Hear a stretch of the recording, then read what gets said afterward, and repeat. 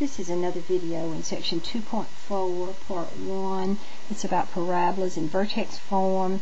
It goes along with homework assignment number 14. You have one video out. This is just another for more information. Again, you notice the parabola in expanded form, ax squared plus bx plus c, and then the parabola that's given in vertex form that's been factored. We're going to start with this what we call the parent parabola, the basic parabola, y equals x squared, and I think this will give you some idea of how the graph is formed. Y equals x squared. Again, remember it has a plus in front, so it's going to open up. That's the concavity. The vertex. Now, if you'll notice, this parabola could be written like this because nothing's added to x, nothing's added on the end. And if you look at it like that, you can see where we see the vertex of the parent graph is 0, 0. The axis of symmetry, now remember this is a vertical line running through the x in the vertex, so that's x equals 0.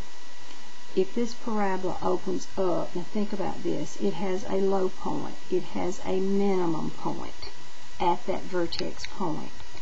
The domain of all parabolas, remember, was negative infinity to positive infinity, which was all real numbers. I want to talk just a moment about how the graphs are formed. Let's go back to a T-chart. If I let, knowing that 0, 0 is the vertex, if I let x be 1 and put it here, 1 squared becomes 1. Negative 1 squared would be 1. 2 squared would be 4. Negative 2 squared would be 4. So if you were to graph this, remember 0, 0 is your vertex. You would go right 1 and up 1, left 1 and up 1, then for the second point, right 2 and up 4, left 2 and up 4. Now what you're going to find, class, is that every time you have a parabola with a coefficient of 1, it will be the same parabola. It's going to be just shifted. It'll have a new vertex. Now in saying that, if you can remember to always find the vertex and make this first initial move over 1 and either up 1 or over 1 and down 1, depending on concavity, you will be able to sketch any. Now let's think about range. Remember, range is y. All of our points on our graph are above the vertex, so all of our y's are greater than or equal to 0. If we write that in interval notation, it's anything from 0 to infinity.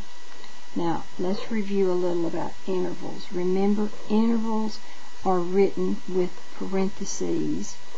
We're always talking about intervals of x. This graph, if you'll notice, we're always going from negative infinity to positive infinity, and the increase and decrease is going to stop at the vertex, or it's going to change. This graph first decreases and then increases. Well, it decreases over this interval, and that's negative infinity. Notice I'm going to decreasing interval. Negative infinity to 0. Then the graph increases. Well, that's the second interval. That's 0 to positive infinity. Now we're going to use that as we look at other problems. Okay, let's take a look at a problem. You won't ever have to do all of this, but we'll go over one where you answer all the questions and then you can answer what's asked of you. If you're given this function, x minus 2 squared plus 3, there's not a negative in front, so it's concave up. The vertex is an ordered pair. Change the sign of x. That's going to be negative 2 becomes positive 2. Y is the number on the end, 3. The axis of symmetry is always x equal, and that x is 2. Now if this graph opens up, you have a minimum value. The domain of all parabolas is all real numbers, negative infinity to positive infinity. Now I'm going to stop and just go quickly to the graph. Now you won't actually be doing a lot of technical graphing, but here's what we're going to do. I'm going to find the vertex, 2, 3. Now remember, this graph opens up, and here's what I'm going to do, and here's what I would do on my my math lab. You've clicked on parabola. You've clicked on the vertex. To get the second point, I'm going to go over 1 and up 1. Now, when you're dealing with my math lab, at that point, your graph will just automatically click on. There's my parabola. Now, this is the lowest point on my parabola. The range, the y's, are above that point. So my y's are above the point in my vertex, which would be greater than or equal to 3, or the y would start at 3 and go to positive infinity. Now let's think about intervals of increase or decrease. The graph first decreases. The graph first decreases to over this interval of x. So I'm going to go to the decrease interval first, and I'm going to go from negative infinity to this x, which is 2. Then the graph increases over the second interval, which is from 2 to positive infinity. Now, the rest of the examples are going to be kind of quick. We're going to do some matching. I have some equations on, and you have these papers. I have some equations, some functions, and we're going to match. If I'm given f of x equals x squared minus 3, I need to find the vertex, which is 0, negative 3, and then I'm going to find the graph with that vertex, and that is b. So that's number 1. F of x equals x squared plus 2, that vertex is 0, 2. So finding the graph that matches that, I would be at A.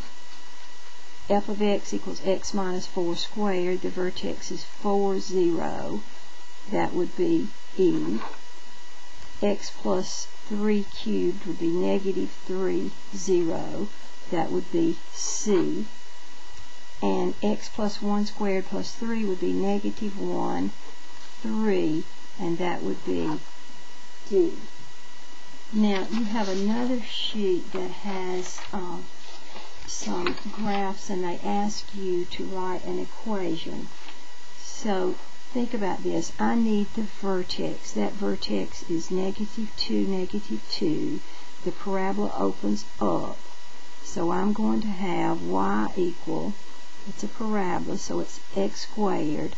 Then I'm going to put this x, negative 2, in this parenthesis. It changes signs.